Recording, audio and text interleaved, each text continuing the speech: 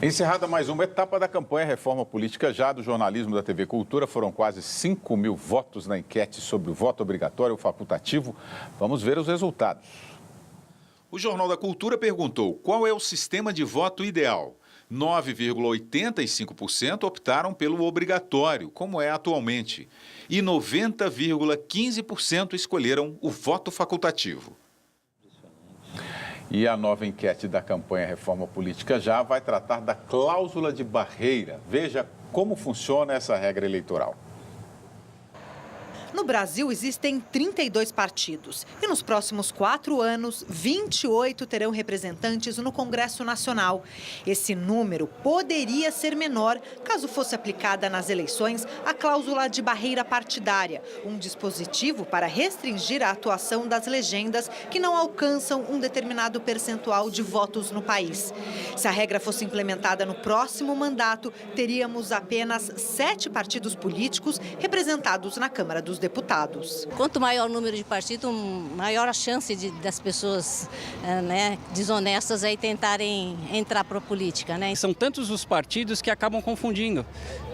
E os partidos em si, eles não têm uma filosofia. A cláusula de barreira ou de desempenho está prevista na Lei dos Partidos Políticos de 1995. A regra seria aplicada pela primeira vez nas eleições de 2006, mas foi considerada inconstitucional pelo Supremo Tribunal Federal.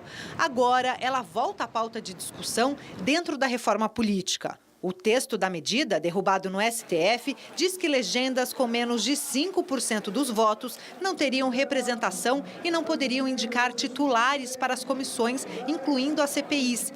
Perderiam também o fundo partidário e o tempo de propaganda em rádio e TV. Na maioria dos países europeus que adotam a regra, esse percentual é de 3%. Na França, chega a 2%.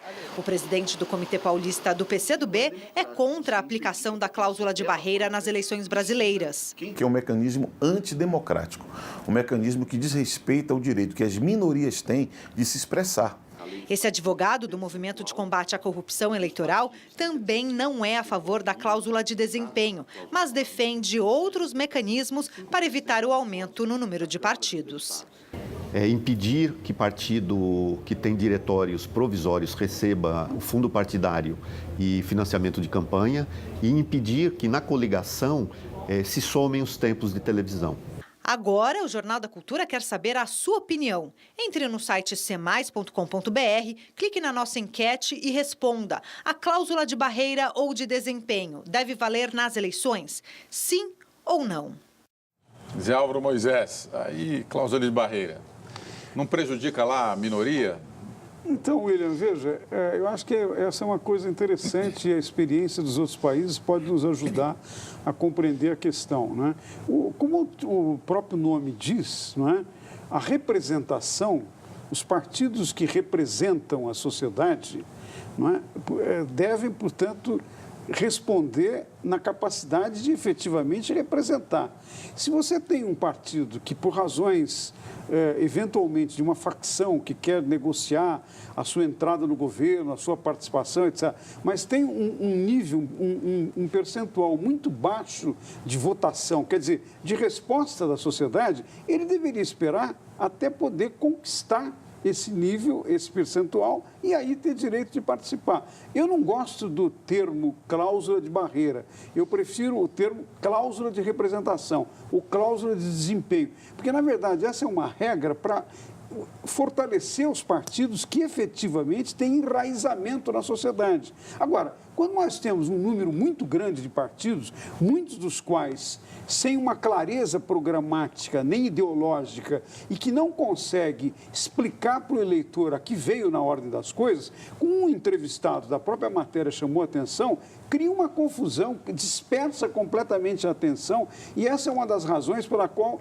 muitas vezes os representados, ou seja, nós, os eleitores, nos sentimos não representados, como se não tivesse repercussão no Congresso Nacional e nas instâncias importantes de decisão política do país. A cláusula de barreira é um corretor para esse número enorme de partidos que não faz muito sentido. Os cientistas políticos, os meus colegas, adotam um mecanismo que é a cláusula de desempenho, não é? Perdão, é o número efetivo de partidos, que é um cálculo entre a votação que o partido teve e as cadeiras que ele tem. Se nós adotássemos o número efetivo de partidos, nós teríamos alguma coisa perto de 13 a 14 partidos no Brasil.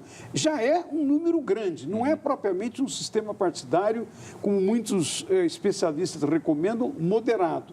Mas ainda assim seria bem menor. E se a cláusula fosse aplicada no Brasil, seriam 6 ou 7 partidos. Eu acho que isso daria uma transparência para o eleitor para fazer escolhas e saber, não é, adotar o partido, a indicação do partido, como uma espécie de economia de informação. O eleitor não pode saber tudo, não pode dominar todos os temas, mas se ele confia no partido que indica, ele vota e com isso ele tem segurança de que ele está influenciando a vida democrática e participando da vida política do país. Rubens Naves, cláusula de barreira.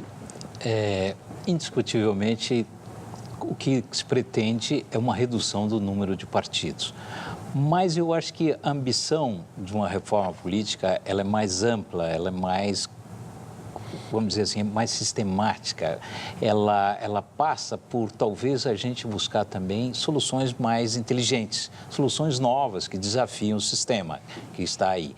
A Ordem dos Advogados do Brasil e a CNBB e mais 100 organizações que têm um movimento muito grande pela reforma política já. Inclusive, esse movimento buscará, a partir de janeiro, fevereiro, uma mobilização popular forte em apoio às reformas políticas. O projeto que eles defendem é um projeto em 2 etapas, em 2 turnos, um projeto muito inteligente, que numa primeira eleição, coincidindo com o primeiro turno, o eleitor escolhe um programa partidário.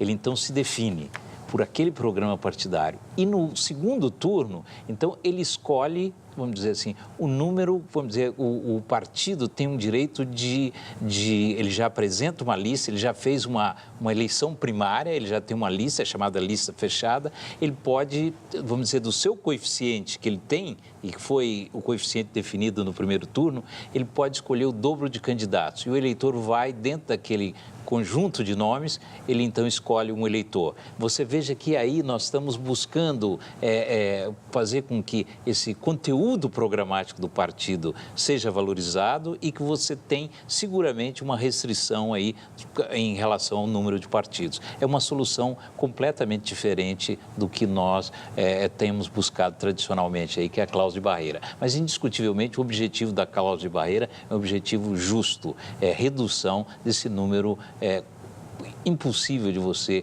ter uma governabilidade com esse número de partidos.